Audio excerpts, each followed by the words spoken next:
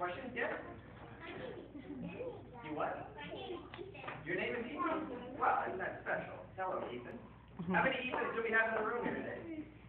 Just two? Okay, all right. Okay, so the last thing I'm going to do for you guys today is I'm going to show you that same type of evaporation that we saw in here in expansion, but we're going to do it a little bit differently so we get a bigger result. So I'm going to pour some of this up into our flask here.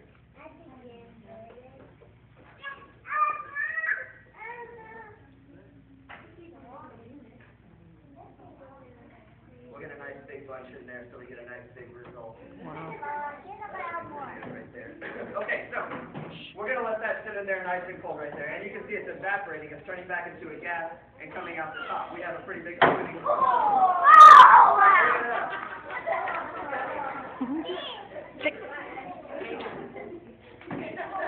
The acronym happens sometimes for science. Pour a little bit more of this up here. And I'll keep my clumsy hands away from it. Oh, there we go. That's good. I think I broke my leg. Okay, so we have inside there the cold liquid nitrogen. Very, very cold. Now we have right here a pipe that's room temperature. So it's warm, probably around 70 degrees. And it's hollow in the middle. And it has a stopper in it. So when I put it into the flask, it's going to stop off the top of that and allow that gas, the nitrogen gas, to build up inside it, creating pressure just like we did in the Pringles can.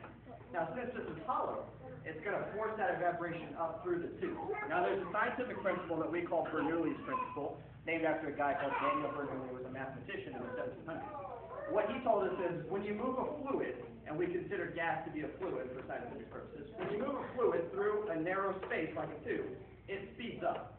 And so it's going to speed up the evaporation, shoot it out the top, and we get a nice fun result. Okay, I'm going to do it on the floor right over here now.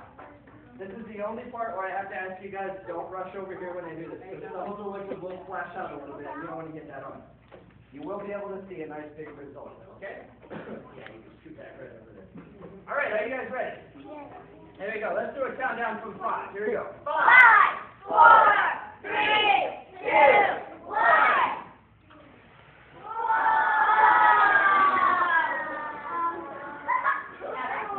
James?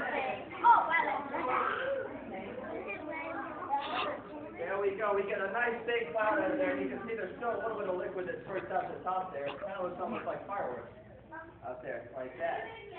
Do it again. Everybody always says do it again. Okay, I'm just saying that. I can't do it again. Does anybody know why? It's a very simple reason. Tube is cold.